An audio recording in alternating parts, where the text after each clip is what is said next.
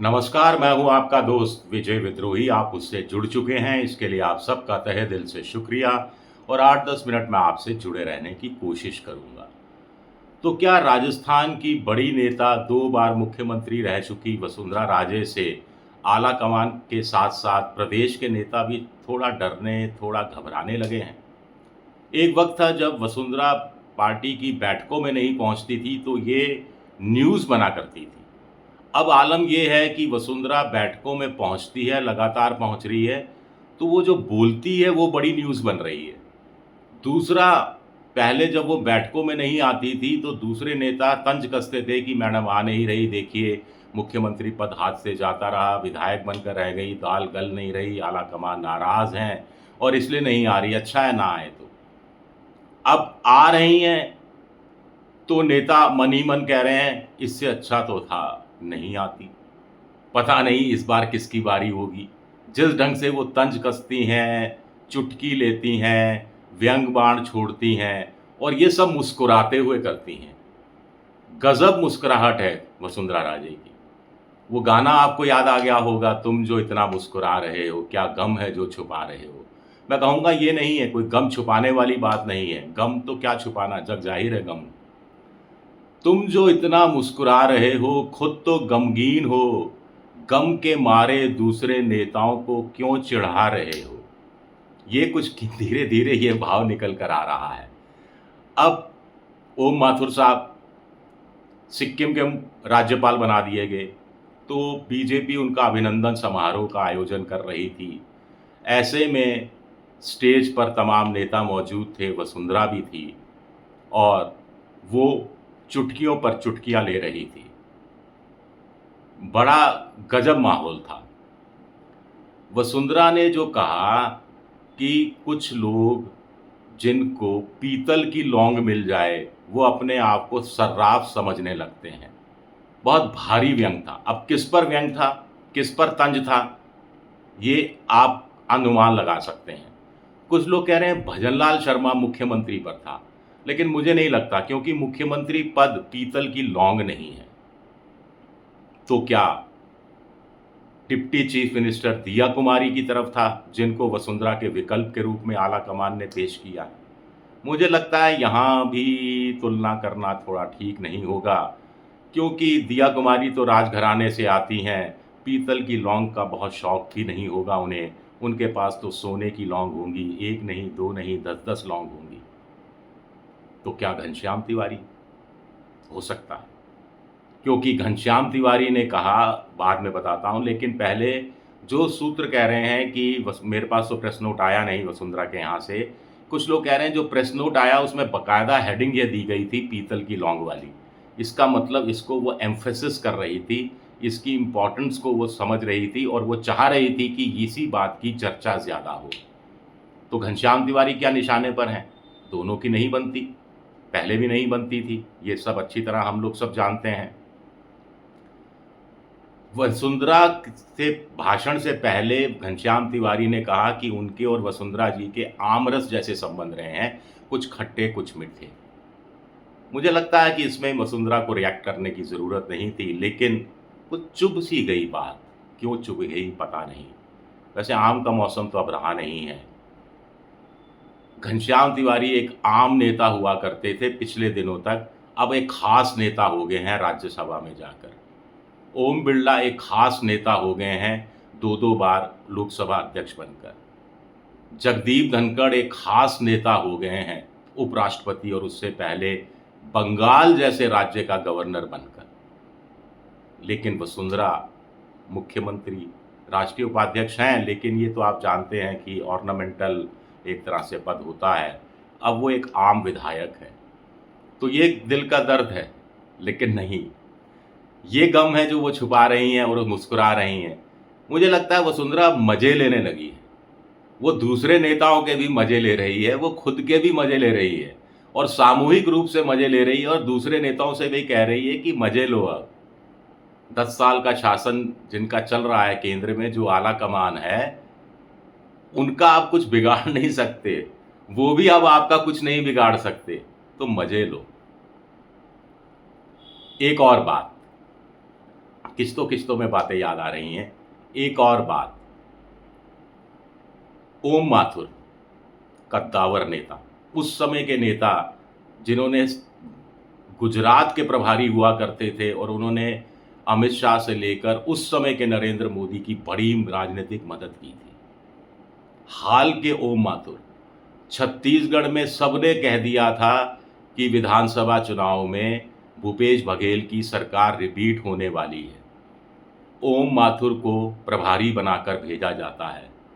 संजीव जो श्रीवास्तव, जो बीबीसी के बहुत बड़े पत्रकार रहे हैं, उन्होंने खुद न्यूज़ 24 में मेरे साथ बैठे हुए थे परिचर्चा के दौरान। उन्होंने खुद खुलासा किया था कि ओम माथुर ने कहा था क्या गले में मरा हुआ सांप डाल दिया, लेकिन छत्तीसगढ़ में बीजेपी को जीत कर जिता दी छत्तीसगढ़। लेकिन क्या मिला? कुछ समय पहले तो नाम चल रहा था कि राष्ट्रीय अध्यक्ष भी बनाया जा सकता था, लेकिन राज्यपाल बना दिया गया, वो भी सिक्किम का। अभी ओम माथुर में बहुत राजनीति बची हुई थी। मुझे लगता है बेहतर इस्तेमाल ओम माथुर का हो सकता था। राज्यपाल भी बनाना था तो कोई वोलाटाइल स्टेट का बनाते, पश्चिम बंगाल का हो गया, या कांग्रेस रूल्ड शासन में राज्यपाल बनाते, ताकि वो राजभवन में जैसी गतिविधियां आजकल चलती हैं उसके हिसाब से बीजेपी को थोड़ा सा प्रत्यक्ष रूप से बढ़ावा देने की कोशिश होती। कुछ नहीं तो उड़ीसा का बनाया जा सकता था, जहां बीजेपी नई नई सरकार में आई है और संगठन भी नया है, इतना मजबूत नहीं है, तो राज्यपाल के नाते कुछ भूमिका उनकी वहां अप्रत्यक्ष रूप से हो सकती थी। यानी मुझे लगता है कि सदुपयोग नहीं किया।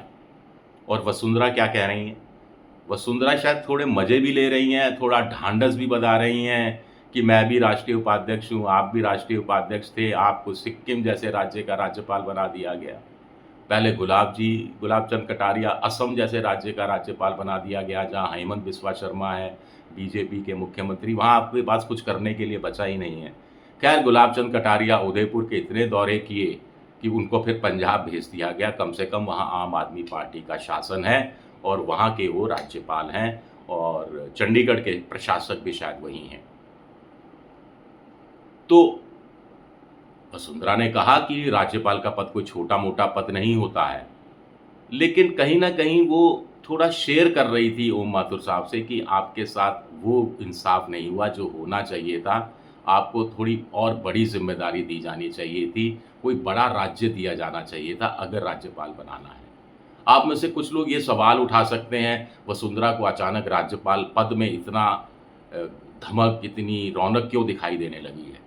आखिर 3-3.5 साल से उनके पास पेंडिंग पड़ा है पद।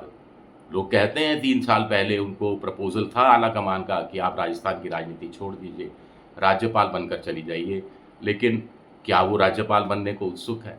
हो सकता है उत्सुक हो, लेकिन वसुंधरा का कद इतना भी घटा नहीं है कि उनको एक मंच के माध्यम से ये मैसेज भेजना पड़े केंद्रीय आला कमान को कि वो राज्यपाल बनने के लिए तैयार है। इतनी बुरी स्थिति भी नहीं आई है। वो जिस दिन चाहेंगी, जब चाहेंगी, राज्यपाल बनकर चली जाएंगी, और जैसे ही वो आला कमान से कहेंगी कि वो राज्यपाल बनने के लिए तैयार है, तो आला कमान 1 मिनट नहीं लगाएगा, 1 मिनट नहीं लगाएगा। हो सकता है उनका पसंद का राज्य भी पूछ लिया जाए, क्योंकि आला कमान तो छुटकारा लेना चाहता है ऐसे नेताओं से जो उनकी नज़र में वैसे नहीं है जैसे होने चाहिए थे। इससे ज़्यादा खुलासा करने की मुझे ज़रूरत नहीं है। तो ये तो खारिज हो जाता है, लेकिन फिर वही सवाल, पीतल की लौंग जिनको मिल गई वो अपने आप को सर्राफ समझने लगे हैं, जोहरी समझने लगे हैं। ये अपने आप में बड़ा भारी वक्तव्य है। पहले के 2 वक्तव्य देखिए। पहले क्या कहा था उन्होंने कि जियो और जीने दो का सिद्धांत है, लेकिन हमारे यहाँ तो कुछ लोग खुद जीते हैं, दूसरों को जीने नहीं देते, जीने भी नहीं देते, संताप में छोड़ देते हैं, दुख देते हैं। फिर श्राप टाइप दे दिया था कि ऐसे लोगों का वही हश्र होगा जिनको वो सताते हैं, ये भी सताए जाएंगे बाद में। फिर अगला बयान क्या आया था, राजनीति तो उतार चढ़ाव का नाम है, यानी अपने लिए संभावनाएं देख रही थी, चुनौती देती हुई दिख रही थी। फिर एक बड़ा बयान दे दिया पद मद और कद का, कि जिनके पद को लेकर जिनमें मद आ जाता है, घमंड आ जाता है, अभिमान आ जाता है, मोहन भागवत की भाषा में कहें तो अहंकार आ जाता है, उनका सियासी कद घटना शुरू हो जाता है, सियासी कद फिर बढ़ता नहीं है। सीधे-सीधे 10 साल से जो देश के सर्वे सर्वा है, उस पर ये परोक्ष रूप से हमला था। और उसमें भी एक तरह से श्राप जैसी भावना थी कि आपने हमारा कद घटाने की कोशिश की, लेकिन चूँकि हम में पद का मद नहीं आया तो हम वहीं के वहीं बने हुए हैं और राजनीति के उतार-चढ़ाव के दौर से गुज़र रहे हैं। लेकिन आपको तो पद का मद हो गया है और 10 साल में जनता ने देखिए 303 से 240 पर लाकर आपका कद किस तरह से बढ़ा दिया। अब वसुंधरा इन सब चीज़ों से उबर चुकी हैं। उनके पास खोने के लिए कुछ नहीं है। पाना भी वो बहुत कुछ नहीं चाहती, क्योंकि पाने के लिए उनको पता है कि बहुत ज़्यादा कुछ मिलना बाकी नहीं है। तो अब वो इस तरह की बातें कह रही है, मुस्कुराते हुए बातें कह रही हैं।